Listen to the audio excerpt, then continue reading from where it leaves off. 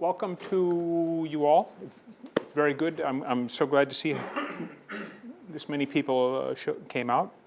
I want to introduce Thomas Hylland Eriksen, who I think in Norwegian context, he's maybe one of the most well-known academics that we have.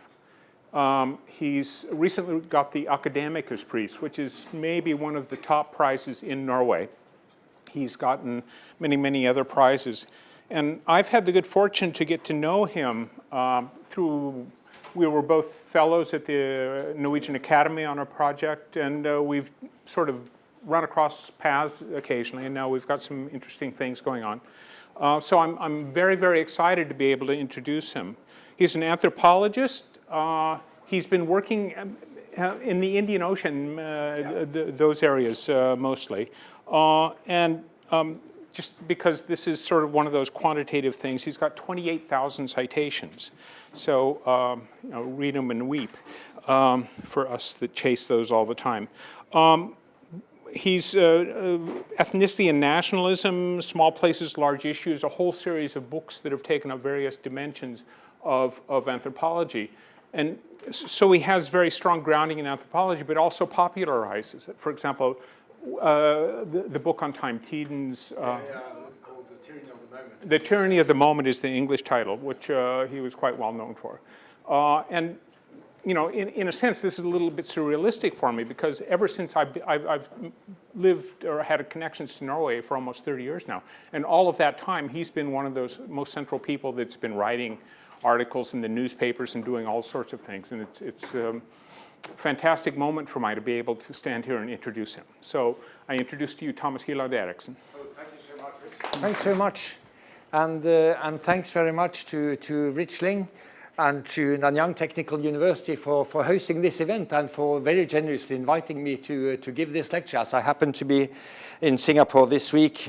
And I mentioned this to Rich, and we managed to make this happen. So I'm very, very pleased about that. And I should also say that, you know, had this been a different setting in a different country, I might have spoken about the anthropology of the smartphone, because that's what I'm working on right now. But being in the same room as Rich Ling, who's one of the world's leading authorities on mobile telecommunications and the smartphone, it would not have made much sense, because much of what I know about the smartphone I've learned from him.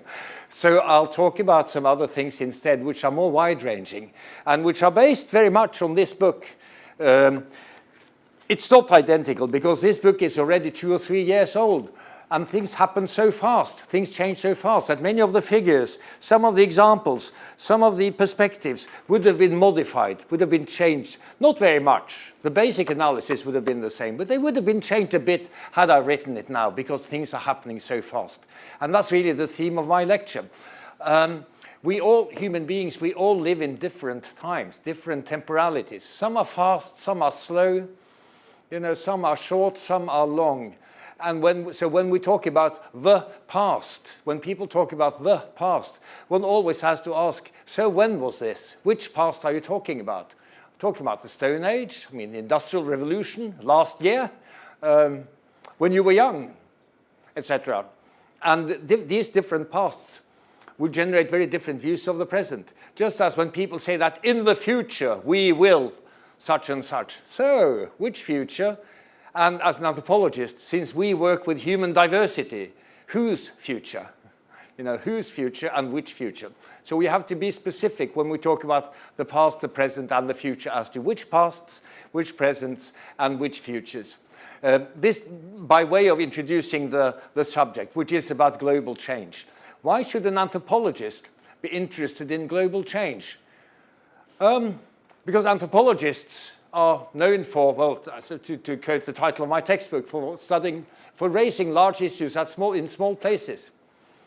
One of the founders of modern anthropology, Bronislaw Malinowski, who was an expat Pole, who lived and worked in England, did fieldwork in the Trobriand Islands, not that far from here, a bit further east, okay, off New Guinea, during the First World War. And Malinowski never did proper fieldwork anywhere but in the Cherbury Islands. But as a result, he dug really deeply, and he knew almost everything there was to know about life in the Cherbury Islands. So he could write about anything from kinship to economy to politics to sex to family life.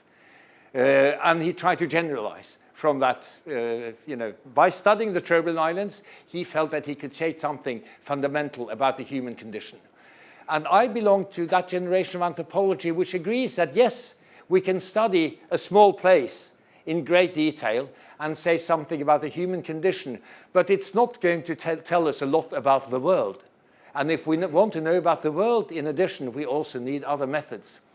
So my project, which I've been working on for a number of years, which I call overheating, I'll return to that metaphor in a little while, is a mixed methods project. It's based on ethnography, it's based on the study of diversity, it also presupposes, it takes for granted the fact that people in different parts of the world lead very different lives, and they may even have quite different values and outlooks and opportunities and religions and languages and so on and so forth. Yet, at the same time, there is something that connects us. There is something that we all have in common. For example, when a group of us did fieldwork in different parts of the world at the same time. One was in Australia, one was in Sierra Leone in West Africa, one was in the Andes in Peru, and another one was in the Philippines. At that time, Nelson Mandela suddenly died. So I sent off a message to everybody. Gather as much information as you can about the local reactions to the death of Nelson Mandela, because we might be able to use that for something in our research. And the point is that everybody had a view in Hylland, Peru, people who spoke Quechua with a bit of Spanish, in a Filipino shipyard owned by South Koreans, in an industrial town in Australia. Everybody had heard about Nelson Mandela, had seen him on the news or online, and they had some ideas about him. So there is something that connects us. So in other words, this overheating is about particular places, and it's also about something very general, which is all-pervasive, which is global. And let me say a few things about what that is. I'm using the metaphor overheating. When we do that, many would immediately assume that we're talking about global warming and about climate change.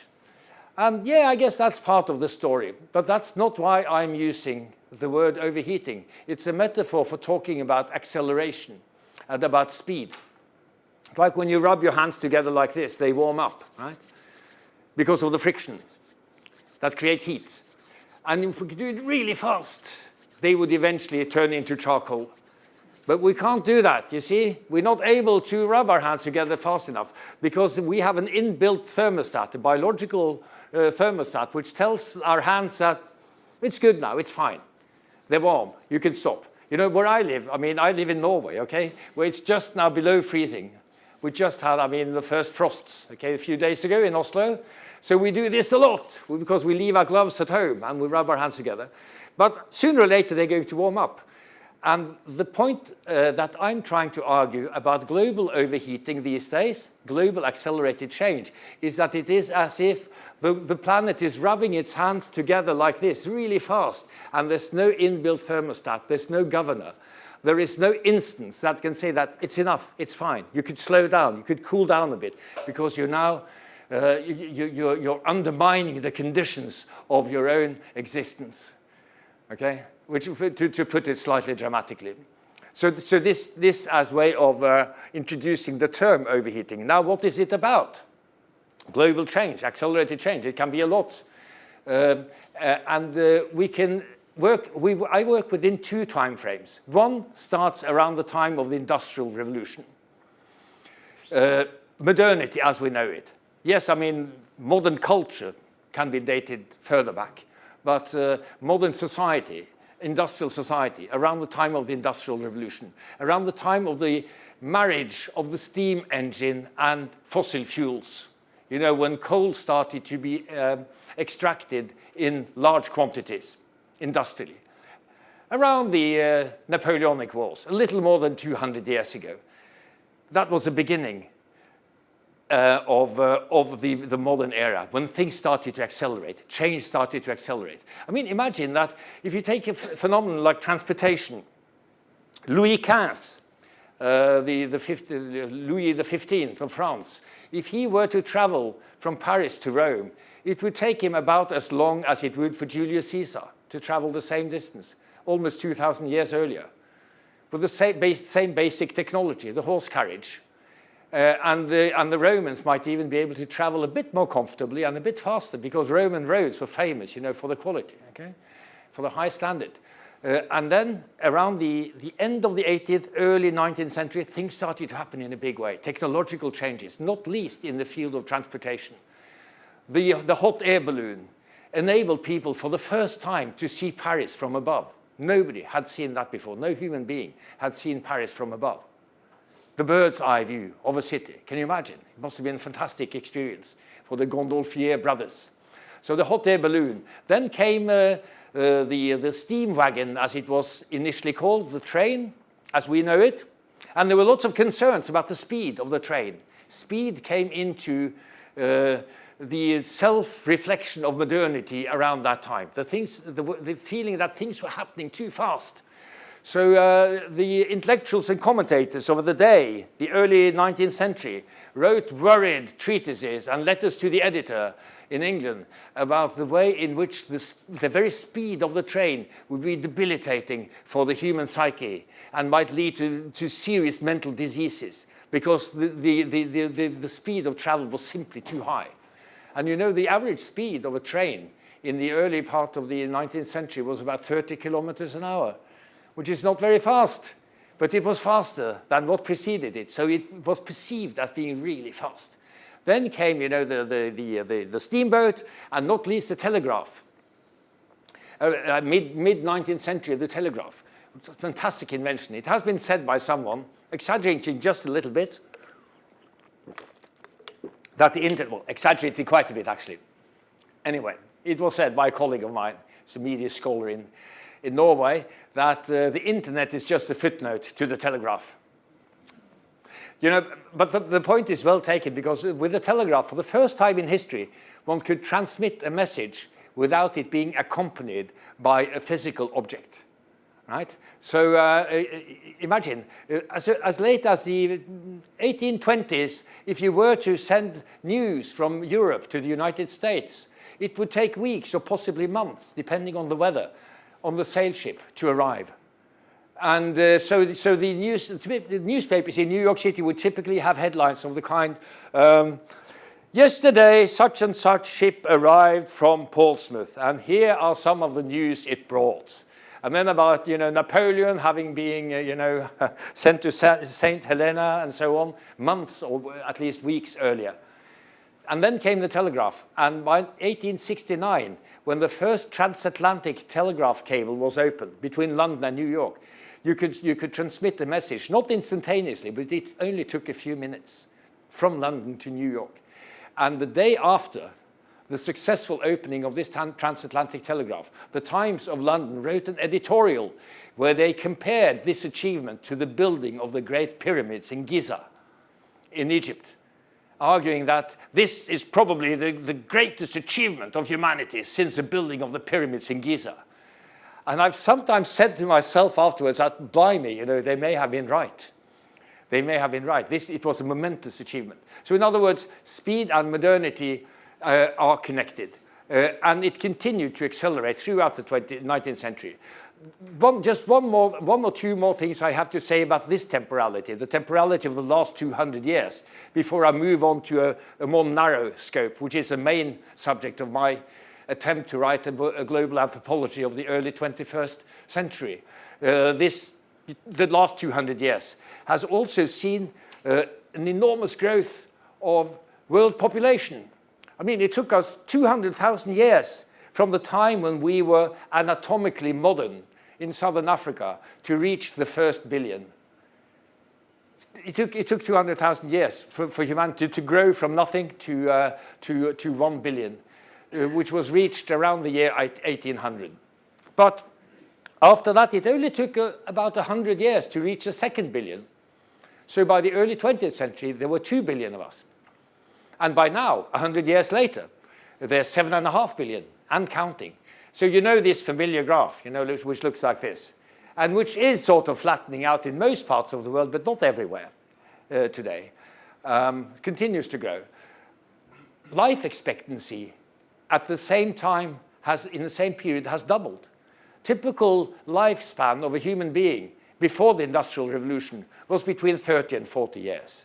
That was a typical lifespan. So you might say, you know, Mozart, as I always used to say when I was a bit younger, you know, when Mozart was my age, he had already been dead for several years. I can now say the same about Beethoven, okay?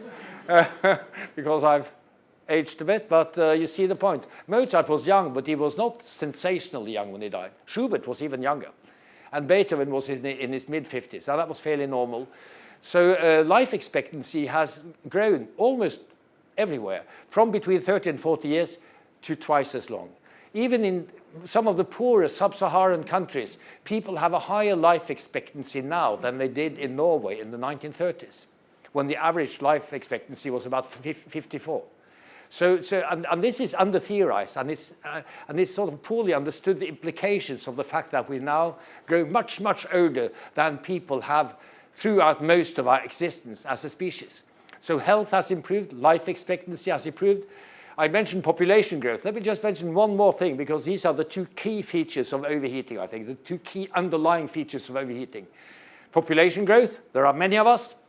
Are there too many? Well, that depends on how you look. You know, it depends on what we do. But, and we live longer, but also the fact that we now use far more energy. You know, population has grown 7 times since the Napoleonic Wars, whereas energy use has grown by a factor of 30, okay?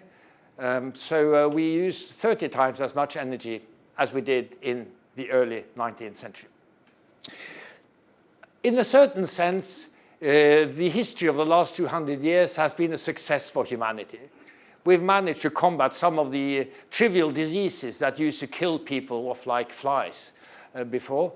We've invented antibiotics, we've invented computers. We're able to sit here in this nicely sort of air-conditioned, lit, smoke-free, pleasant, well-lit room and have a conversation about anything that we care about while sipping cool, clean water. Not an obvious thing in the mid-19th century. So in a certain sense, all perfectly ordinary members of the global middle class, to which we all belong here, have a higher quality of life than the aristocracy in the mid-19th century, right? They didn't have antibiotics. They didn't have YouTube. They didn't have PlayStations. I mean, if they wanted to listen to music, they had to have musicians. And this is why middle-class families still force their, especially daughters, to take piano lessons.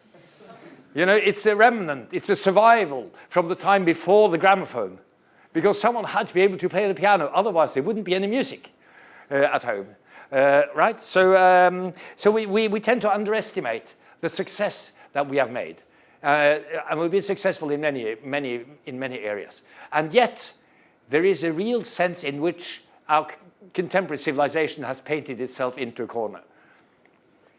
And I'm coming to that. Oh, I'm coming to that towards the end of my talk. No worries. No worries. This is going fine, you know, because I now move to the shorter time span. I mean, first now I said, yeah, the past, that was before the Industrial Revolution. It was before the steam engine and so on. That was really the past. It was a different time, and before the idea of progress. You know, when the idea of progress came into the world in a big way, progress, development, growth, the betterment of humanity, something happened to the position of religion. Religion either became very spiritual or privatized, or it just lost its force. Because for thousands of years, people had sought comfort and meaning through religion, which told them that, yes, life on earth may be miserable, but when you're dead, you're going to be much better off. So you just behave yourself properly now, and in the next life or in that other world, things are going to get better. As technological and industrial progress began to catch on, also in people's minds in the 19th and early 20th century, religion lost much of that force.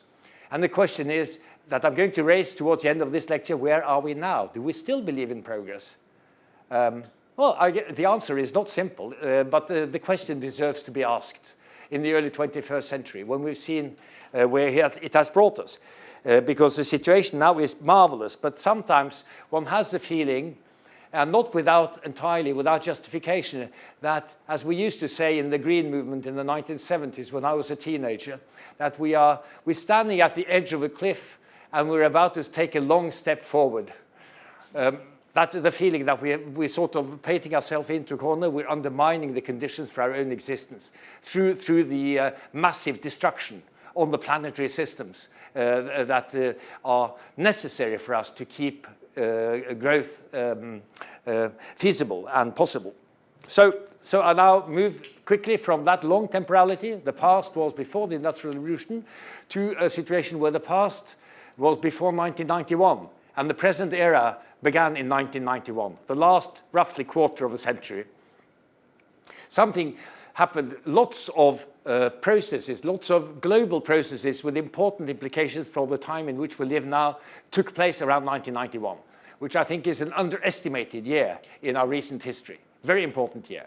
Okay, let me just, a few things. 1991 was a year in which a Cold War was finished once and for all. Right? It had been sort of on its way out for a couple of years, but it was a year in which the Soviet Union officially ceased to exist. So as a result, the entire world was a global capitalist system, with a few exceptions like North Korea, which did not really make a difference to many others than North Koreans, because it is not present as a global force. So this happened. The deregulation of the Indian economy took place around that time. China started to show muscles as a force to be reckoned with in the near future in 1991, and we see that now flourishing. And the legacy of the neoliberalism or the free trade ideologies promoted by, in the 1980s, Margaret Thatcher and Ronald Reagan in the United Kingdom and United States started also to flourish. So in other words, you had a much more integrated capitalist world system. Around the same time, early 90s, the internet started to become common. The internet had existed in incipient form earlier, but it started to become widespread in the early 1990s because it became so much easier for ordinary people to access it, to buy a subscription, an online subscription from America Online or whatever. In my workplace, the University of Oslo, 1991 was the year in which we got email for the first time. And we started to treat it like a toy. It was fun. It was like a game. Let me send off this message to this guy in New Zealand and see if he gets it. Wow, he got it. We didn't take it seriously. And serious correspondence was always still done on paper for a few years to come. But the internet started to catch on in a big way in the early 90s. And so did the new mobile phones. Mobile phones existed in the 1980s, but most of them were about this big. I mean, murder weapons, And since there was, in most countries, no GSM network, in order to use a mobile phone, you needed a transmitter, which weighed about 20 kilos, so you had to have it in the trunk of your car. So it wasn't very mobile. Okay, whereas a few years later, when the phone rang, you started to feel your pockets because you didn't know where it was. And no longer did telephone conversations, as Rich has reminded me, no longer did telephone conversations start with the sort of the, hello, this is Eriksen, who's calling? I'm sorry, he can't come to the phone right now. No longer was that necessary because we all became, as Rich Ling has written extensively on, individually reachable by anyone, as individuals. Very dramatic things. So all of these things happened around the same time in the early 1990s.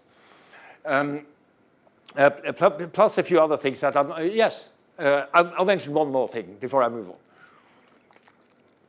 on. The end of apartheid in South Africa, which points to the same direction as the opening up of the Chinese and Indian economies, right? Because it's about the demolition of boundaries. the integration of the world into a single system. Nelson Mandela had been released from jail in December 1990, and by early 1991, everybody knew that, apartheid is on its way, to the waste bin of history. It's going away. So since the early 90s, we've had this situation of a globally integrated capitalist world. And the growth in trade, I don't have the figures with me at the moment, but it's been massive since the early 1990s. So in other words, while there was fast change since before the Victorian era, in many domains, it started to accelerate. Acceleration started to accelerate in the early 1990s. And let me just give you a few examples. We're now in Singapore, so it makes a lot of sense because Singapore is a hub. It's one of the key areas, one of the key places, one of the key sites for overheating. The growth of traffic, of maritime traffic in the port of Singapore has been massive in the last only 20 years. It's been enormous, and the shift of the center of gravity in the global economy from the Atlantic to the Pacific and to this side of the Pacific is evident if you look at the list of the busiest ports in the world, the 10 busiest container ship ports in the world. 8 of them are in East or Southeast Asia, Singapore being one of them, Hong Kong, Busan, and the rest are in China. And there's Dubai is on the top 10 list, okay? But no European, no North American port is now among the top 10. 20 years ago, Rotterdam, Hamburg, and possibly 1 or 2 North American ports would have been in the top 10. So there's been a shift, and there's been a huge growth. So if you want to understand globalization, we could do a lot worse than to start looking at the container ship traffic through Singapore. And the container ship as such, but that's an entirely different lecture, so I don't have the time to give it now, okay? But let me just mention it as a footnote, that the invention of the container ship came in the 1960s, started to spread through the 1970s and 80s, led to the rebuilding of a lot of ports to adapt to the new technology of standardized, shipping containers that could be lifted up and down with cranes, instead of having all of these sort of amorphous bags and boxes and crates and stuff that human beings had to unload and load onto ships. Has led to a reduction in transportation costs of more than 90% in a little over a generation, a reduction of transportation costs. So the Chinese economic miracle would probably not have been possible without the container ship, which enables Chinese goods to be transported really inexpensively to anywhere in the world. And not just China. This is about everybody who produces goods. And so the containerization of trade, an important driving force, important driving technological force in overheating. And some of the, some port cities didn't really know, they didn't understand what was happening, because we human beings tend to think psychologically. We are equipped to think that next year is going to be pretty much like this year. That's what Nokia thought when the first iPhone came, right? The Finnish mobile producer, which had been, the world leader in mobile telephony for more than a decade. Oh, this iPhone, it's a fad, it's just something, it's just a fancy gadget. It's never going to catch on. And after 6 months, Nokia was virtually out of business. They downsized so enormously, it's unbelievable. And with the port of Liverpool in England, same thing with container ships. They had strong trade unions, lots of stevedores, people who were working by, loading and offloading goods from ships by hand, and they had never thought that this change would take place so fast. So by the end of the 1980s, Liverpool was the Detroit of shipping, Detroit, which was also the jewel of the American economy in the 1940s and 50s, and is now a dilapidated and strange place. So this happened. If you don't look at the competition, if you don't look at what others are doing, you'll be out of business much, much faster now than ever before. So I could say more about the container ship. I won't do that now because there are a few other things I'd like to point to when it comes to global overheating, these accelerated changes since the early 1990s. If we could look at a phenomenon like tourism. In the late 1980s, there were people in Europe who were in Northern Europe, where I live, and where Rich has lived for a long time as well, that were already complaining that certain parts of Spain were sort of not authentic enough anymore. I mean, because they were too contaminated by tourism, okay? There were too many tourists there.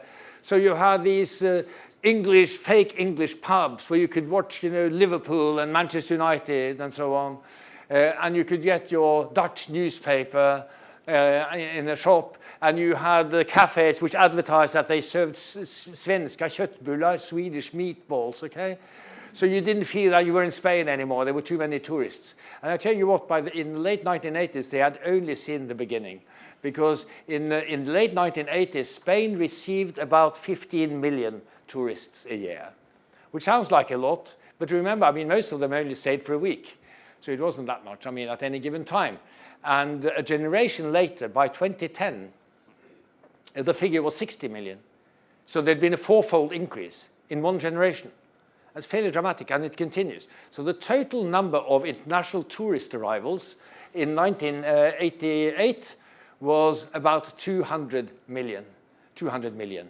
In 2015, it was 1.2 billion, okay? A six-fold increase basically in one generation. That's fairly massive.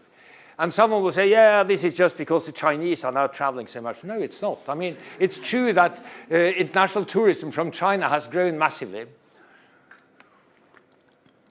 But so is everybody else. Everybody else is. In my own country, people go on weekend trips to Prague now to do a bit of shopping. It's inexpensive. Flights are inexpensive. So everybody travels more. We're still talking about the minority of the world's population. It's quite likely that 80% of the world's population have never taken a flight, or maybe more than 80%. Okay, so we're talking about 20%.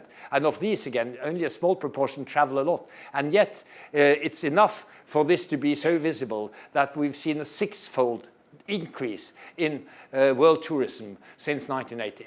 So we could talk about that, or we could talk about urbanization, urban growth in the global south, especially because in the global north, cities grow, but they grow much, much more slowly. I was reflecting on this, and I was starting to draft a chapter on urbanization while I was visiting the German town of Tübingen, which is in the sort of the southern heartlands of Germany, an academic place associated with the church and philosophy and intellectual life. And Tübingen may have existed as a city for 2,000 years, since the late Roman period, okay, as a town. And has grown very, very slowly. So it now has about 200,000 inhabitants. And it's taken it 2,000 years to reach it. Whereas if we look at some of the cities in the global south, let me just give you a few examples.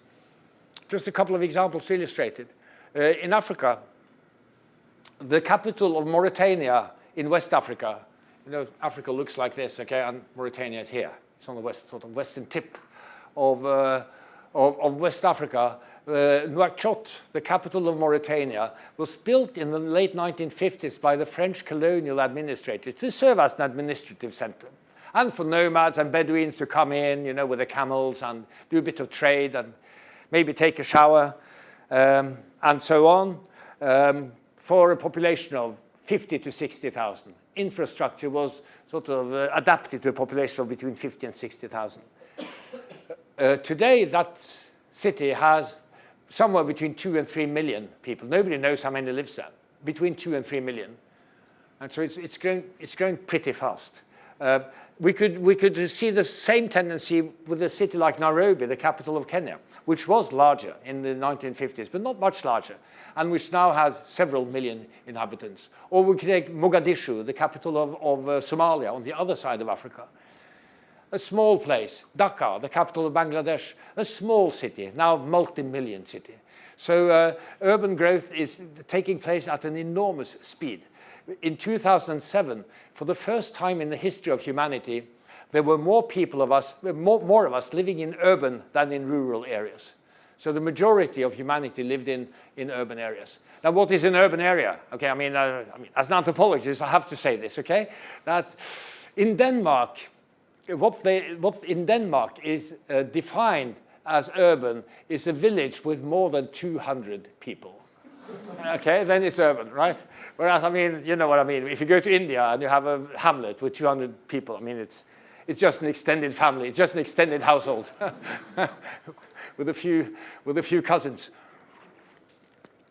So it counts as urban, but you see the point that we're moving into cities, and I could mention, but there's no time for that, so I won't do it. But I could mention several other trends as well, which show that since the early 90s, change has accelerated. I haven't even mentioned the spread of electronic telecommunications and the speed, you know, with which they have spread. But let me just mention one example. Starting a little bit later, if we take the smartphone defined as the touch-sensitive, with the touch-sensitive screen. The first instance of which was the first Apple iPhone, launched in September 2007. So there were no smartphones of that kind, of the kind we know today, before 2007. And by now, 12 years later, there may be, we don't know exactly how many there are, but the latest sort of figure I saw was 2.7 billion, okay? 2.7 billion. Which is sort of pretty hefty for a world population of 7.5 billion, 2.7 billion. So one of the things that I've been looking at in another sort of research group that I'm part of is the use of the smartphone among refugees, among undocumented refugees crossing the Mediterranean. And it turns out that everybody's got one. And some of them say that it's impossible for me to imagine how anybody could make this journey without a smartphone before. Because I use it for everything, to know where I am, to connect with my relatives, you know, wherever they are in Germany, to send a text message to my cousin in Aleppo, in Syria, to say that I'm still alive, to get in touch with NGOs who can help me with my application, to make sure that my daughter is not running away, so that I can monitor her at any time during the day, and so on and so forth. They use it for all kinds, to look for jobs, to look for work, accommodation, everything. So it's become ubiquitous, and it's transformed the way in which we live in a very short time. So isn't this wonderful? I mean, all of these changes that contribute, you know, to increased consumption, to increased opportunities, economic growth. There is a very positive energy about this, isn't there? And yes, there is. Whereas on the other hand, we know that we are doing something rather unpleasant to the planet as a result. This autumn, the autumn of 2019, in many of the world's media, there have been sort of two stories which were recurring throughout September and much of October. One of them was about the burning rainforests of the Amazon of Brazil, right? Which are being burnt deliberately, just like in Sumatra. I mean, you get some of the smoke here, right? I mean, you had a smog situation here, I think, some time ago, and so it's similar. It's being burnt deliberately to give space for, well, it could be oil palm plantations. It could be, as in the case of the Amazon, soybean farming, or pastures for cattle. And I haven't even mentioned, you know, anything to do with animals, but I'll do it now, okay? Since 1980, going a little bit further back, we've killed off more than half of the world's wild animals. By now, 4% of the mammals, of the biomass of mammals in the world belongs to wild animals, 4%. 36% are humans, and 60% are domesticated animals, mainly pigs and cattle. And the number of cattle is growing pretty fast as a result of this. So as I say at home, how things are interconnected. One reason that the forests in Brazil are burning is that Norwegians are so fond of beef. that that we like our steak and our burgers, because then they not only have to produce more cows in Brazil. We don't import cows from Brazil, but we import soybean meal, right? Soybean flour as fodder for our cattle, because in the kind of climate we have, cows can only graze outdoors for a very short period every year, and they stay most of the year inside where they eat soybean based food. So that's part of that. That's one story, the burning forests of the Amazon, which reminds us that we are doing something irreversible to the ecological balance of the planet. And the other story was this Swedish teenager, Greta Thunberg, who started a global youth climate rebellion movement, and her trip to the United States on a sailboat, because she refused to fly. Right? She didn't want to fly, so she went on a sailboat. These two stories, between themselves, they say something about the state of the world in 2019. And we regularly get alarmist reports from climate scientists, which tell us that such and such may happen. But they rarely tell us when. They say in the future. And that frustrates me a bit, okay? But they may say by the end of this century, which is still a long way off. And yet, the effects of what we're doing to the environment are being felt. Only the other day, in fact, the day before yesterday, I was at a conference in Oslo about Svalbard, that archipelago, which is way up towards the Arctic, where there is a small population, mainly of Norwegians. It used to be a mining community, and now they're not sure what they're going to do, because the mine was more or less closed down a few years ago. And I have there's a Czech social scientist who sort of is my sort of associate, who's doing research there on the effects of climate change and how people respond to climate change. Because in the Arctic, climate change can be felt. They get rains in January, which they never did before. They get strange winter storms that they also didn't have. They have landslides, avalanches. They may have to move much of the housing. So they feel the effects of climate change here and now. So in other words, this is not necessarily something that's happening in the future. The effects of what we're doing to the environment. We're noticing it now. And it's not all about climate change either. It's also about plastic in the ocean, about pollution, polluted rivers, about contaminants, about the fact that in the same period as there have been these rather sort of healthy growth curves on a number of indicators around the world, we've seen a similar decline in the sperm quality of men across the world, right? This is now getting a bit of attention from people who do that kind of research, that in fact the sperm count has declined dramatically. And there are a number of what you could call canaries in the coal mine, which indicate that there is something wrong. And so in order to begin to wind up, since we're going to have some time for discussion, all of these accelerated growth processes that I've spoken about, they're very hard to turn around, because they demonstrably contribute to the betterment of humanity. People get, more opportunities. We can consume more. We can get better health. We can enjoy ourselves more. We can download more from the internet. Did you know, by the way, that downloading now represents a greater carbon footprint than the air travel? The total amount of downloading, because people download so much.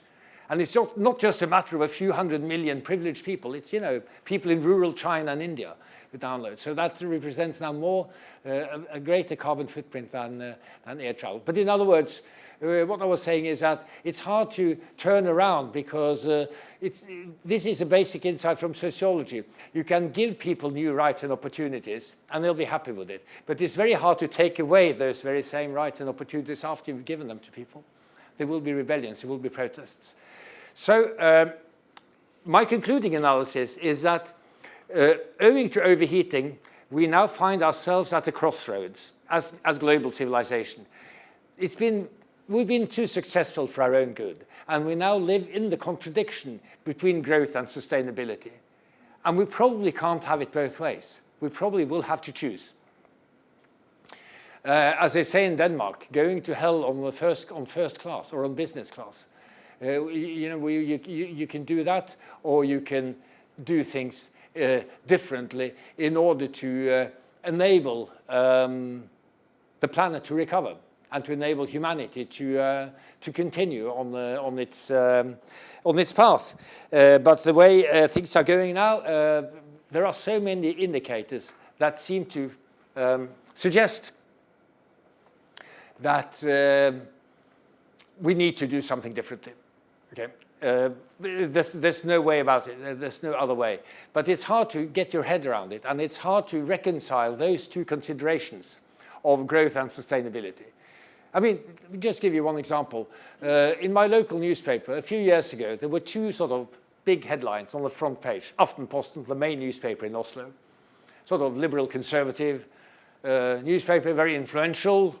And there were two big stories on the first page. One of them was a very sort of upbeat story about the growth in plane traffic, in air traffic on the, at the main airport in Oslo, which shows that the economy is going well. You know, there's a growth. The number of passengers has gone up. It's good news. And on the same page, there was a story about this, where you have this sort of iconic picture of this unhappy polar bear standing, you know, on a shrinking sort of ice floe somewhere in the Arctic. Okay, the unhappy polar bear, its habitat disappearing because it depends on oceanic ice to hunt for seals. And the story was about climate change inside the newspaper, and it said that things are getting really serious now. We have to do something, and we have to do it now. So you had these two contradictory stories on the very same front page. One is upbeat about, yeah, great, you know, we're using more energy, we're flying more, it's good for the economy, there will be more work and more money and more consumption on the one hand, and on the other hand, we're destroying the planet, we have to do things otherwise. And what frustrates me and many others, I think, is that it's fine, you know, that you tell this story and you tell this story, but you probably shouldn't be telling both these stories at the same time. Right? Because if you do, you should at least have a commentator inside the newspaper who says that, you know, you may say this, you may say that, but maybe we have to take a choice. We have to make a choice. So my short solution, it's not revolutionary. I don't believe in revolutions, but my short response is, I mean, that we should slow down a bit. The problem is that there is no world government that can tell us to do so. And I must say personally, I sometimes feel a bit like Ulysses in the Odyssey by Homer, okay? There is a scene in the Odyssey where Ulysses is he knows that he's going to pass the island of the Sirens. And the Sirens are dangerous creatures, you know, they're going to destroy him, they're going to kill him and possibly eat him and his crew. But he can't resist the irresistible, beautiful song of the Sirens. So he's drawn towards the Sirens, you know, and that's consumerism and continued growth, okay? And so he tells his crew to tie him to the mast so that he can't do anything foolish. And they do so, you know, and he wriggles and he tries to get loose and he, you know, does all sorts of maneuvers, but he can't because they've tied him properly to the mast. And by the time they loosen the ropes, the danger is over. They passed the Sirens. So I sometimes feel that many of us are like Ulysses, who are asking someone to tie us to the mast in order for us to be able to cool down, slow down, and scale down, to perhaps encounter different dimensions of life which are not dependent on growth in the economy and in consumption. So as I say, I don't have the solution. We don't have the thermostat. Unlike when you rub your hands together, you don't have an inbuilt thermostat which says it's good, you can stop now. And this is, I think, what we're looking for. So on that note, I thank you for your attention so far, and feel free to ask questions or to voice your disagreements.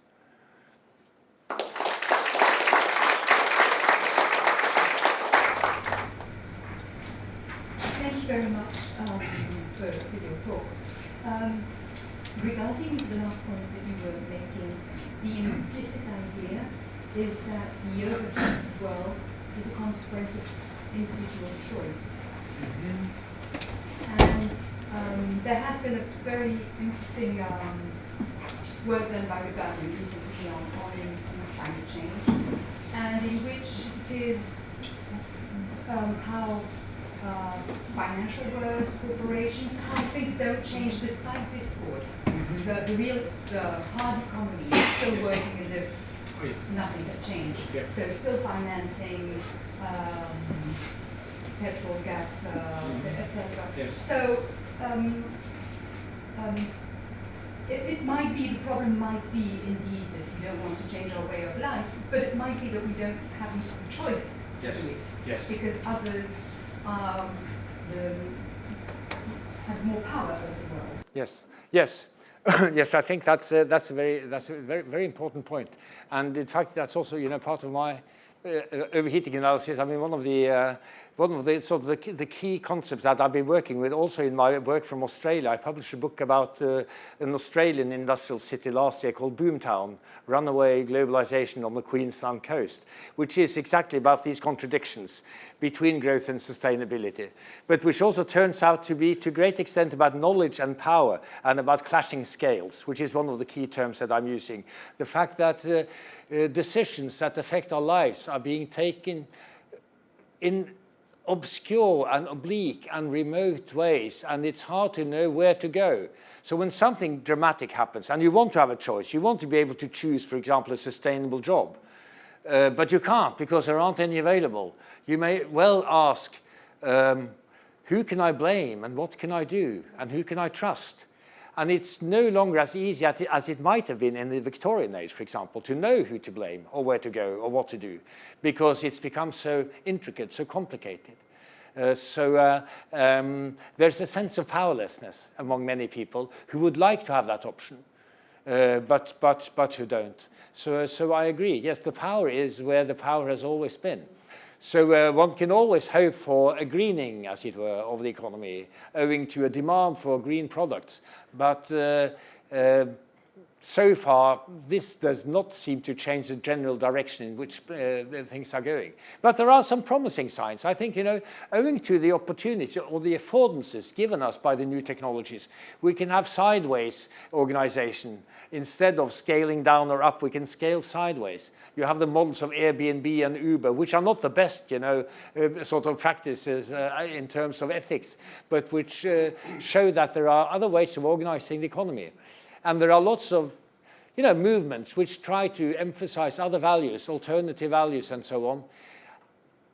They have yet to make an impact on the way the world is going as such, I agree.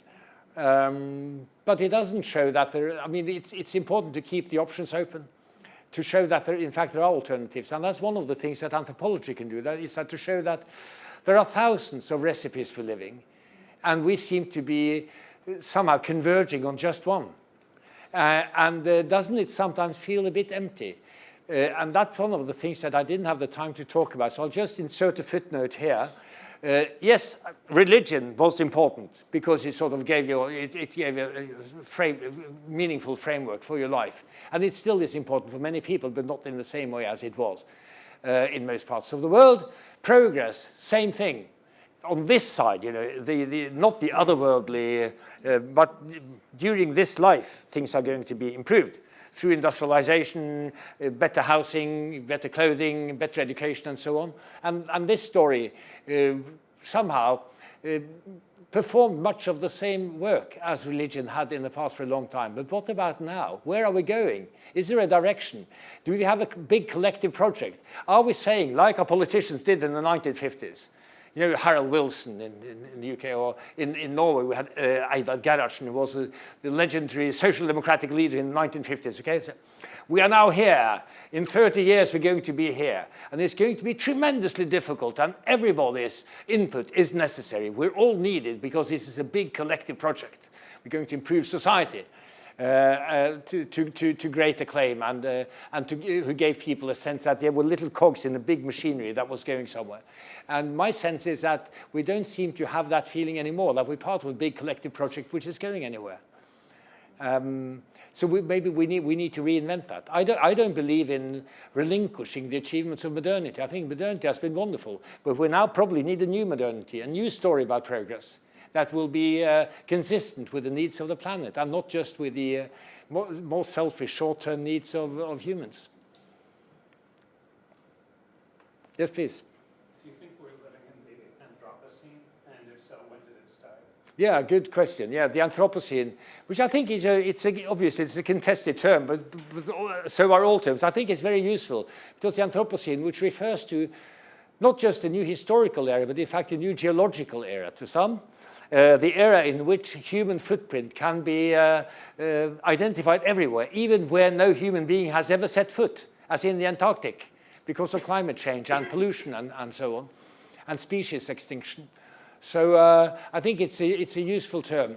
And one could say that, in a way, I think, to me, the Anthropocene started with the fossil fuel revolution about 200 years ago. Some would say 1945, some might even say 1990. I think around 1814, 1820, it sort of would make sense because that was the starting point of what we are seeing now.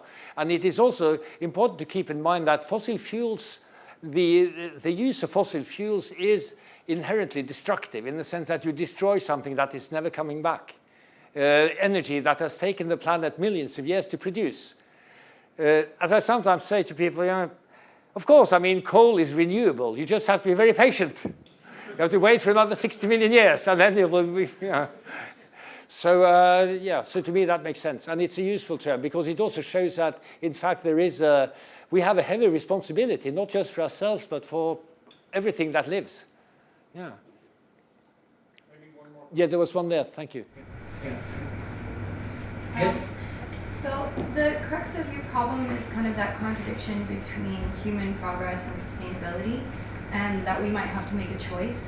But I feel like there might be a problem in framing the issue around that because it's separating humans from the environment and the planet instead of thinking about humans' progress as part of the environmental progress. So I'm wondering if that presupposition is the main problem in itself, and what you think about putting humans as part of nature kind of breaks down that contradiction already. Well, yes and no. I think we have to. We have to see ourselves in a more ecological way. And there's a job to be done there. I mean, after all, we're here at the faculty which is devoted to the humanities and the social sciences. So there's a focus on humans. The great religions from the Middle East, they also saw humans as set apart from everything else and in a privileged position with the rights to exploit their surroundings, which other religions have not necessarily done and other cosmologies have not necessarily done. So we have to rethink our relationship to the environment as human beings. But that will also reveal to us the kind of environmental crimes that we've been committed for centuries.